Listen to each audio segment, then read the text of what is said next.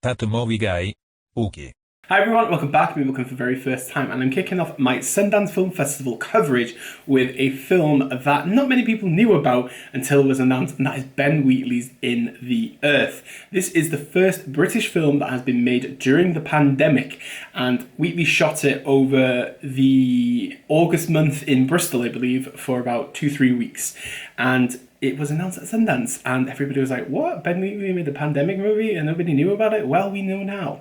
So, Ben Wheatley, as you know, is one of these directors that I truly admire and is probably my most favourite British director working today. The Field in England, Kill List, Sightseers, High Rise, they're all tremendous films. Like, yeah, Free Fire's okay.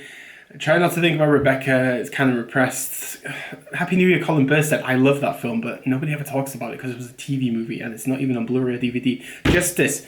Anyway, so In the Earth, what is it all about and is it actually any good? Let's discuss. I'm going to be very vague with this synopsis. All you need to know, as the world searches for a cure to a disastrous virus, a scientist and a park scout venture into the forest for a routine equipment run, but everything goes wrong.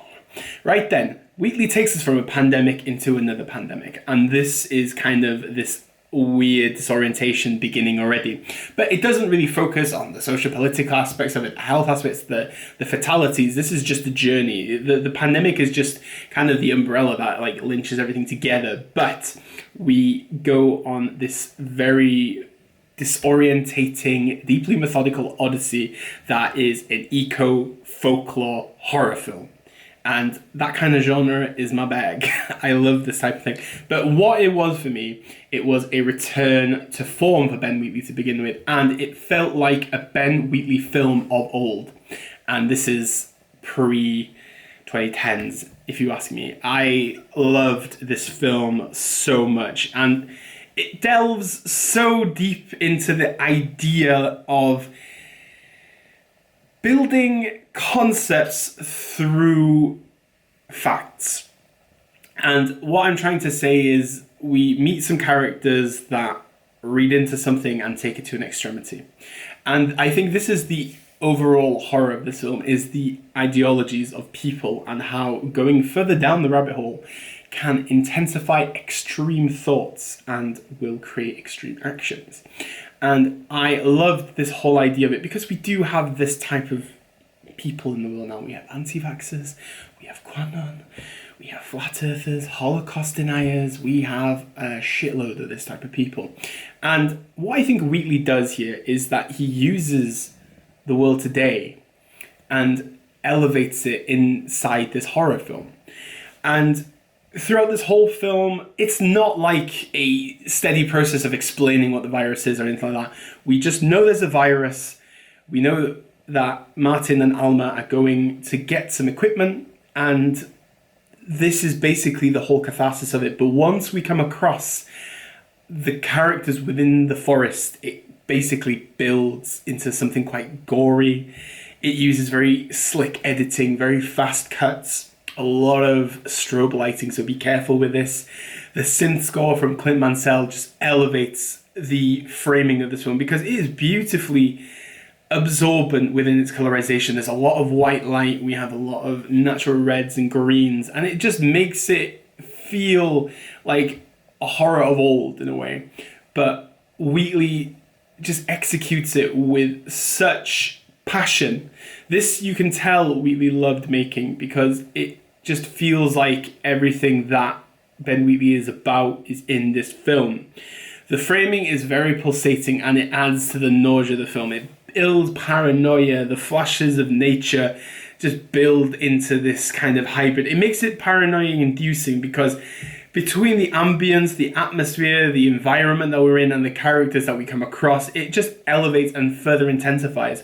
And there are moments where I actually screamed because the kind of, it's not shock horror, but the elements of horror within this film are very unhinged. And in a way that Wheatley teases you a bit and then he shows you some more, and it is just something that is just really worth exploring. And I think also when it comes to the characterization of the film, we look at Alma. She's a very level-headed person. She's played by Elora Trocchia, and then we have Martin, who's played by Joel Fry. He's a bit more, I wouldn't say he was a klutz or anything like that, but he seems to be a bit more clueless, and he doesn't really know exactly what to do. And then this kind of hybrid of like the Chuckle Brothers coming together. Well, they're not really the Chuckle Brothers, but still. It's just this yin and yang kind of combining. It intensifies kind of the stupidity of what is going to happen at times, because you kind of know where things are going to happen. But at times, there's a U-turn. But Alma's journey, I think, is what I love the most about it, because she just sees more of the world for what it is and what the kind of ideology can become, I think. And then once we get to the back end of this film, there's a scene where she's going through a haze that was freaking astounding. It was one of the best pieces of filmmaking I'd seen in a while. It just elevated it just further and further. I just loved it. But I will say one thing. I'm not going to tell you anything about Reece Shearsmith's character, but it was like Jack Torrance, but in a British way. I loved his performance, and it was my favourite performance of this whole film. I thought he played the character so well, and I think if you don't know who Reece Shearsmith is, he's very well known for being in Wheatley films, but obviously League of Gentlemen, if you don't know that, then you need to watch it. But Shearsmith really gave so much life into in the earth. And also Hayley Squires is in the film, who also is in the woods, but she seems a bit more normal. But I love seeing Hayley Squires in films anyway. She's done a couple of Ben Wheatley films. She's worked with Peter Strickland. I love her indie choices anyway, and I just love this kind of combination. But Reece Shearsmith was just freaking, yeah, I loved it. So, have you seen Into the Earth yet? Please let me know in the comment section below. And if you haven't, please let me know what your favourite Ben Wheatley film is. And please don't tell me it's Rebecca, because I know you're just trolling then. Big thank you to anybody that's watched my So You Want to Get Into Claire Denis video so far. I appreciate all the love that this director series is getting, and well, just share it with your friends, give it a like, comment below, let me know what you thought of it, because I appreciate the feedback, because it helps me develop the videos even more. And next up on my Sundance reviews will be Sean Sono's Prisoners of the Ghostland. I cannot wait to share that with you guys, because yeah, it's something quite special.